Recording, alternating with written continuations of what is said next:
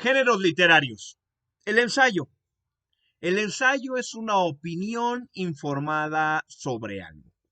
Cuando en la escuela nos pidieron hacer una composición, La Primavera, La Vaquita, Mi Mamá, no estábamos allí teniendo necesariamente personajes, no estábamos allí necesariamente teniendo juegos de palabras. Es entonces cuando estamos en la puerta, la composición de lo que podemos llamar ensayo. Los orígenes de los ensayos son ancestrales. Cuando hace más de 8000 años se escribió el primer texto literario de la epopeya de Gilgamesh en las tablas de barro de Sumeria, también por esos tiempos empezaron a registrar en tablillas de barro sueños o niromantes, se llamaban estas personas, estos sumerios que escribían los sueños. Los sueños, por tanto, no tienen necesariamente un personaje, no son un juego de palabras que expresa un sentimiento. Además de eso, los sumerios también empezaron a registrar recetas de cocina. Entonces, tanto las recetas como los sueños son un primer antecedente de lo que luego en la Grecia clásica iba a transformarse en lo que conocemos hoy como los tratados.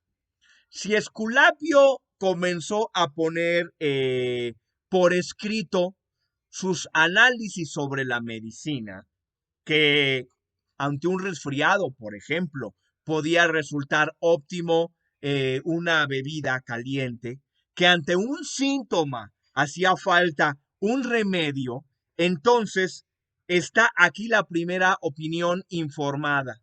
Esculapio está diciendo, yo tengo más o menos una opinión de lo que los síntomas son y tengo una opinión de lo que puede ser la cura.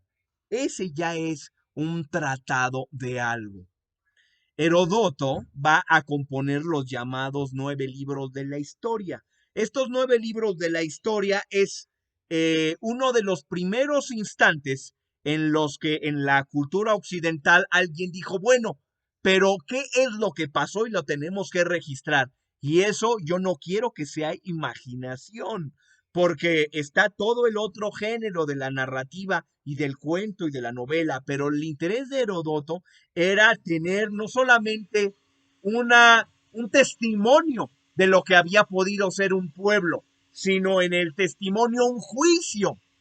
Si los egipcios, si los escitas, si los persas, si los griegos se habían comportado de algún modo, ¿por qué se habían comportado de ese modo? ¿Por qué? Esta búsqueda del por qué es lo que va a llevar a lo que nosotros llamamos los presocráticos a las puertas de la filosofía. Y en la filosofía comenzarán a aparecer los tratados. ¿Por qué se comporta el ser humano como se comporta? Quizá es por el tiempo, quizá es por el transcurrir de la memoria, quizá es porque existe una posible condición humana y la exploración de esa condición humana que iniciaron los griegos de una manera laica, porque no quiere decir que los chinos o los pueblos prehispánicos no hubieran buscado las verdades de la realidad, pero son los griegos los primeros que separan la posibilidad de estudiar la realidad sin ninguna explicación, donde los dioses o las fuerzas sobrenaturales nos explican por qué existe el cosmos.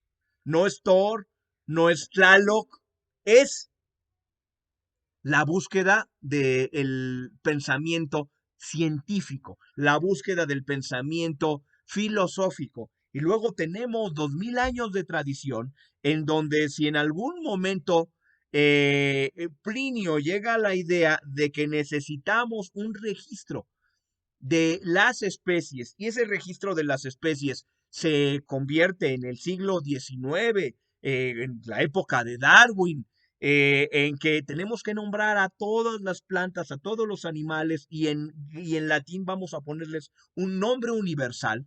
Estamos en el territorio de explicarnos el universo sin personajes, sin juegos de palabras. Nos estamos explicando el universo en palabra escrita. La misma palabra escrita que utilizaron durante la Revolución Francesa, bueno, previo a la Revolución Francesa, los llamados ilustrados, los ciudadanos que dijeron que no solamente todos éramos iguales, sino que la igualdad de los seres humanos debía adquirirse a través de la educación.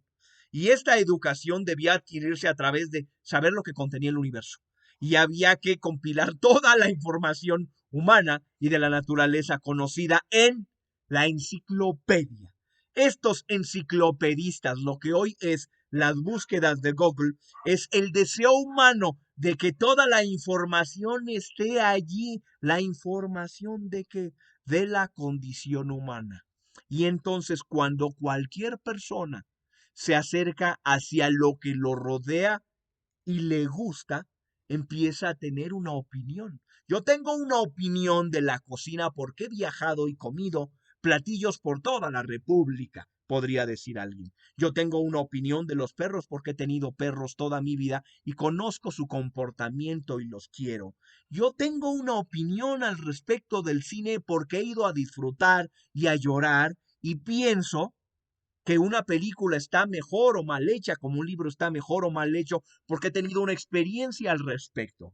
Yo tengo una opinión política porque veo la relación de poder en mi comunidad y del Estado con el individuo y puedo juzgar que es errónea o no, que puede mejorar o no, y que si puede mejorar, por ejemplo, a través de programas sociales como las opiniones de izquierda lo dirían, o a través de el desarrollo de la economía sin que se meta ningún gobierno en ello, como es el planteamiento básico de lo que es el capitalismo. Entonces, cuando hablamos hoy de ciencias, cuando hablamos hoy de política, cuando hablamos hoy de cualquier tema que no sea la imaginación, estamos ante la posibilidad de que cualquier persona dé una opinión informada. La diferencia entre una opinión cualquiera y una opinión informada que se transforma en un ensayo, la clave del ensayo es que de todas las opiniones que tenemos, de